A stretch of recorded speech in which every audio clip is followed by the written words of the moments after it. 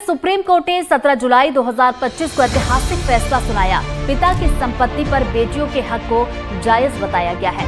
इस ऐतिहासिक फैसले का क्या है छत्तीसगढ़ कनेक्शन? सुप्रीम कोर्ट के इस फैसले के बाद क्यों बढ़ी सर्व आदिवासी समाज की चिंता? और मान लो 4 बार तलाक लेकर के 4 बार शादी कर ली तो क्या 4 बार ने उस जमीन को लेके कहाँ भागती रही? पढ़ने में मोटा मोटा ये आता है कि सुप्रीम कोर्ट ने ये बार आर्टिकल 14 और 15 का हवाला देते हुए वो कहते हैं महिलाओं को समानता का अधिकार है, उनको संपत्ति में समान अधिकार मिलना चाहिए। अपन पहले हाई कोर्ट में किए थे, हाई कोर्ट से खारिज हो गया तो अपन वही कुछ सोच समझ के सुप्रीम कोर्ट में लगाए। पहले के जो जमाने वाले आदमी थे, पहले के जो पुराने आदमी थे, उन लोग जो अपने को दिए थे भाई, हम उसी का अधिकार मांग रहे थे, उससे ऊपर का तो हक नहीं मांग रहे थे। तो अब उसमें कुछ नियम चेंज कर दिए हैं सुप्रीम कोर्ट में, तो इन लोगों का केस वहाँ से खारिज कर दिया कि अब जितने बेटी लोग का भी हक उतना ही बनेगा 50%। बेटी लोग का भी हक होना चाहिए था क्योंकि सबको दिए थे भाई। चलो, आदिवासी संगठनों की फिक्र यह है कि यह फैसला कस्टमरी लॉ के खिलाफ है। इससे पुरानी परंपराएं टूटेंगी, विवाद बढ़ेंगे और महिलाओं पर दबाव और हिंसा का खतरा।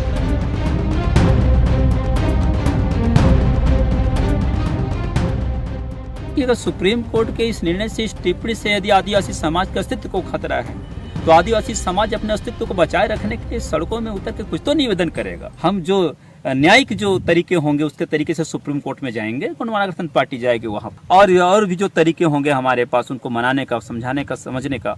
इस विषय पर एक बड़ा चर्चा हम चाहते हैं कि देश के जो बड़े विद्वान हैं, विधि विशेषज्ञ हैं, इस मसले पर विचार करें।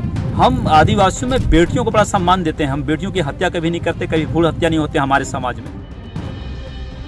हमारे आदिवासी समाज में जमीन कुल की होती है, बेटी दूसरे कुल में जाती है शादी होने के बाद, तो एक कुल की जमीन कुल की मानी जाती है तो दूसरे कुल में ट्रांसफर नहीं हो सकता। आज इस विषय पे हम लोग बात करेंगे। हमारे साथ है प्रकाश कुमार उइके जी, जो राष्ट्रीय अनुसूचित जनजाति आयोग के सलाहकार हैं और पूर्व न्यायाधीश भी रहे। तो सबसे पहले आपको हमारे इस प्लेटफॉर्म में बहुत स्वागत है। नमस्कार।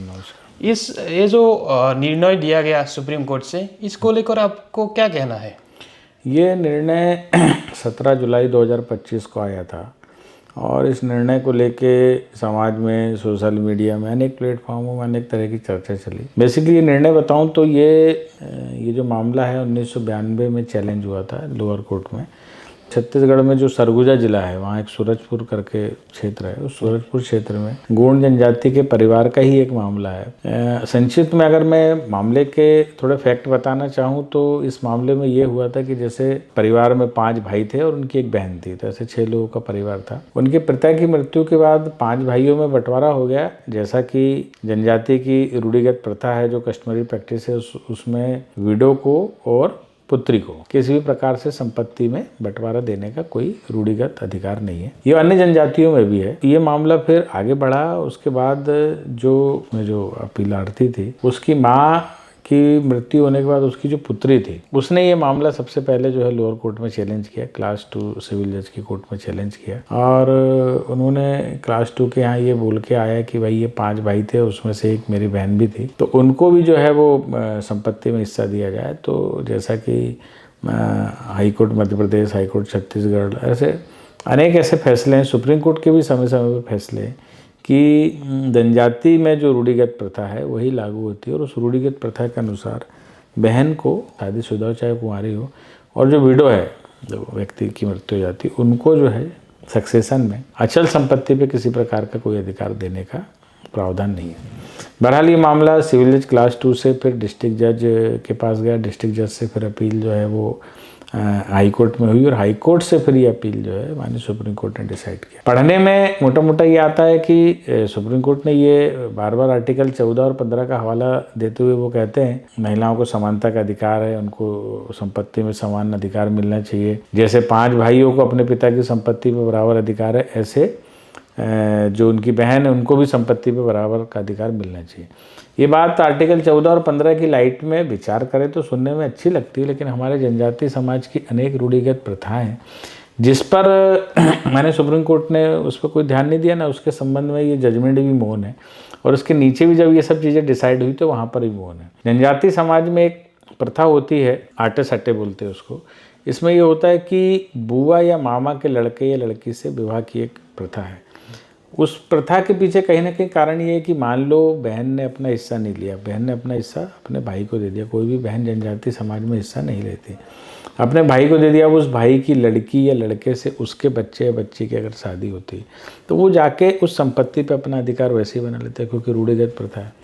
इसके साथ साथ ये भी है कि जनजाति समाज में शुरू से ये रहा है कि लड़कियों की शादी एक गांव से दूसरे गांव में होती है।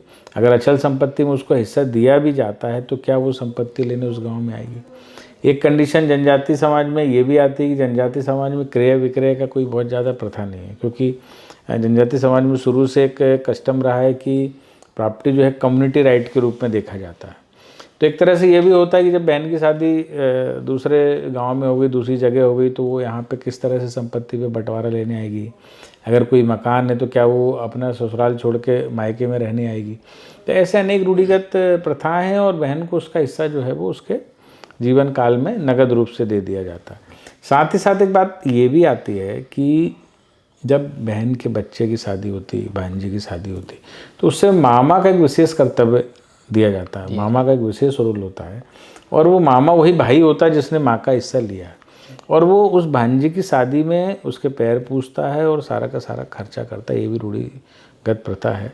वो खर्च इस बात के लिए करता है कि जो संपत्ति का हिस्सा उसने अपनी बहन से पांचों भाइयों ने लिया है या एक भाई ने लिया है, तो वो इस तरह से उस हिस्से के एवज में उस बच्ची का, जो उसकी भांजी कहलाएगी, उस भांजी का जो है शादी ब्याह के समय पूरा अपना जो है जो दान है, खर्च है, किसी भी प्रकार का जो वो है पैर पूछ के उसको पूर्ण करता है।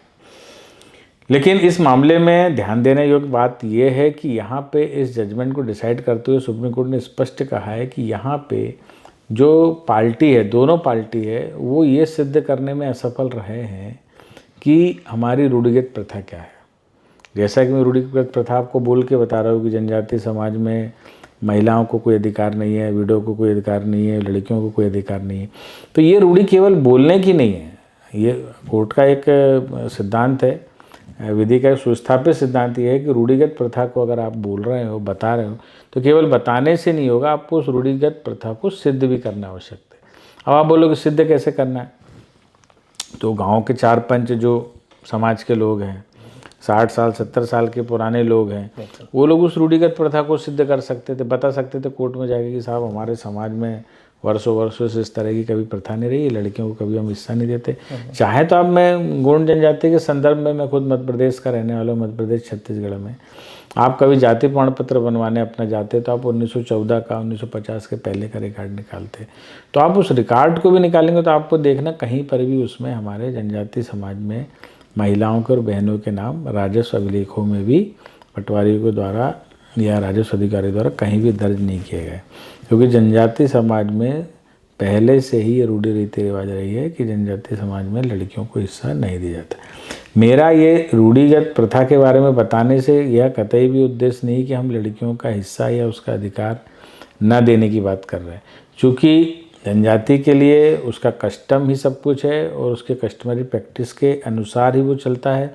यहाँ तक कि कुछ संविधान में भी इस बात का उल्लेख है। 5वीं अनुसूची इसलिए बनी है, 6वीं अनुसूची इसलिए बनी कि उनके रूढ़िगत प्रथाओं को जो है वो संरक्षित रखा कर।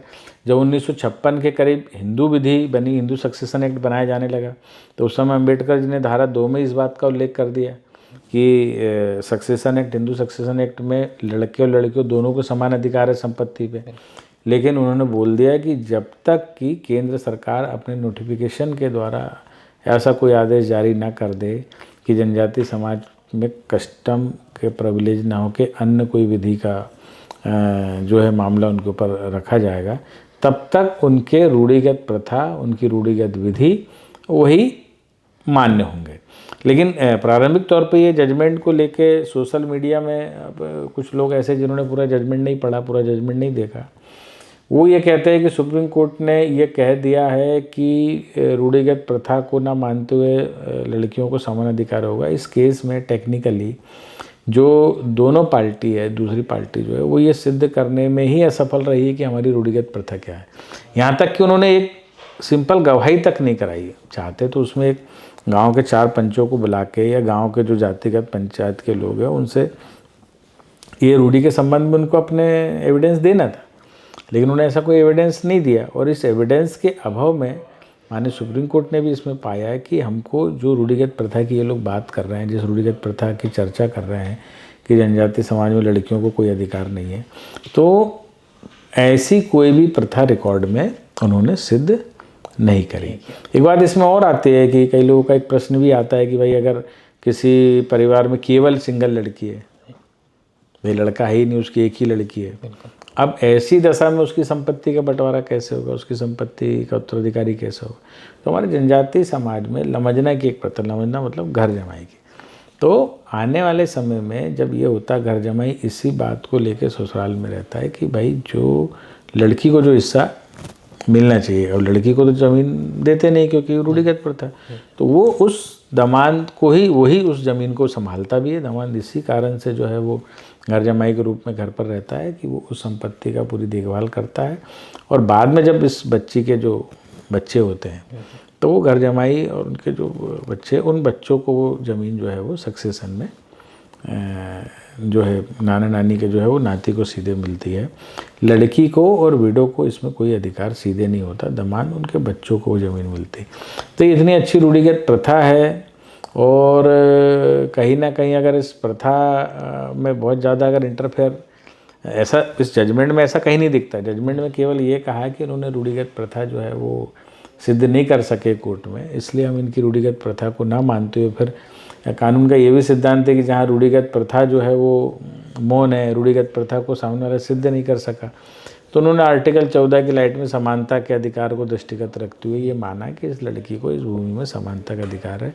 लेकिन ऐसा जजमेंट नहीं दिया गया कि रूढ़िगत प्रथा को साबित होने के बाद भी रूढ़िगत प्रथा से हटके कोई निर्णय दिया गया हो। इस निर्णय को ध्यान से पढ़ा जाए, ध्यान से देखा जाए, तो माननीय सुप्रीम कोर्ट अपने सुझाव और सलाह हमेशा देता है कि लड़कियों को भी समानता का अधिकार दिया जाना चाहिए। लेकिन जब तक केंद्र सरकार हिंदू सक्सेशन एक्ट में या अन्य किसी कानूनी जेआर के माध्यम से, किसी अधिसूचना के माध्यम से ये नोटिफिकेशन ना कर दे कि जनजाति समुदाय की उत्तराधिकार में भूमि में लड़कियों को या महिलाओं को बराबरी का अधिकार मिलेगा, तब तक ये जो रूढ़िगत प्रथा है इसको कानूनी मान्यता है और इसमें कोई भी कानून छेड़छाड़ नहीं कर सकता। इसलिए अभी ये मानना कि सुप्रीम कोर्ट ने ये मान लिया है कि लड़की का बराबरी का अधिकार, ऐसा नहीं है।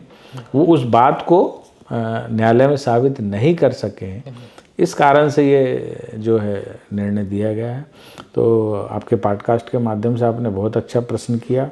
जनजाति समाज में पिछले 10-15 दिनों से सोशल मीडिया में इस तरह का भ्रम फैल रहा था क्या सुप्रीम कोर्ट ने हमारे रूढ़ी रीति भी किया है। हाँ, काफ़ी लोगों ने इसका विरोध किया, लेकिन क्या होता है कि उस जजमेंट को उस लाइट में किसी ने नहीं पढ़ा। उन्होंने सीधे पढ़ा कि भाई लड़की का जो है अधिकार सुप्रीम कोर्ट ने मान लिया, लेकिन किस लिए मान लिया इस पर किसी ने ध्यान नहीं दिया। माननीय सुप्रीम कोर्ट ने कहा है ना कि भाई ये अपनी रूढ़िगत प्रथा सिद्ध नहीं कर सके। जब प्रथा आप सिद्ध नहीं कर सके, केवल प्रथा का कथन करना ही पर्याप्त नहीं है, प्रथा को सिद्ध करना भी आवश्यक है। और ज़्यादातर हमारे जनजातीय समाज जो है इसमें प्रथा को जो है बता नहीं पाता या एडवोकेट इस चीज़ को समझ नहीं पाता। प्रथा को हमको सिद्ध करना है तो हमको हमारे समाज के 5 पंडे पुजारी है, हमारे समाज के जो पुराने लोग हैं जो शादियां कराते हैं, है ना, जो समाज के लोग बैठ के निर्णय लेते हैं सामूहिक रूप से, इन लोगों की गवाही कराना चाहिए। और रूढ़िगत प्रथा के लिए कोई पेपर आपको दिखाना आवश्यक नहीं है, केवल मौखिक पे भी इस तरह की रूढ़िगत प्रथा जो है इसकी गवाही दी जा सकती। तो कहीं ना कहीं हो सकता है कानूनी जानकारी के अभाव में एक पार्टी जो है अपनी रूढ़िगत प्रथा को जो है साबित नहीं कर पाई होगी न्यायालय में, जिसके कारण ऐसा निर्णय आया। लेकिन इस निर्णय का ऐसा कहीं भी हमें अर्थ नहीं निकालना चाहिए और इस निर्णय में ऐसा कहीं भी नहीं लिखा है कि रूढ़िगत प्रथा सिद्ध करने के बावजूद भी लड़कियों को संपत्ति पे ये अधिकार मिलेगा। मैं यहाँ पे एक बात और भी जोड़ना चाहूँगा कि अभी जिस तरह से समाज में लव जिहाद, लैंड जिहाद का एक मामला चल रहा है, चाहे आप झारखंड ले लो, छत्तीसगढ़ ले लो, जो है अन्य संप्रदाय के लोग, मुस्लिम हैं या ये वो इस तरह से लड़कियों से, जनजाति लड़कियों से विवाह करके उनकी संपत्ति को हथियाना चाह रहे हैं।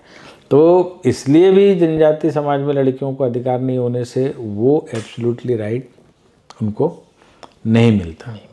अगर इन केस कभी कभी ये भी एक बात आती है कि अगर कोई जनजाति समाज की लड़की है, उसने किसी अदर समाज के, अगाड़ी समाज के व्यक्ति से शादी कर ली और शादी करने के बाद उस व्यक्ति ने उसके नाम से 100 एकड़ 50 एकड़ ज़मीन खरीद ली, तो उसकी मृत्यु के बाद उस ज़मीन का क्या होगा?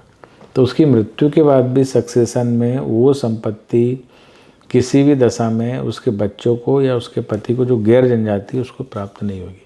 वो इसी लड़की के ही परिवार के अन्य लोगों को, पुरुष सदस्यों को प्राप्त होगी। ऐसा भी रूढ़िगत कानून के अंतर्गत ये प्राप्त होगा, क्योंकि जनजाति की ज़मीन किसी भी दशा में गैर जनजाति को स्थानांतरित या हस्तांतरण उसका नहीं होगा।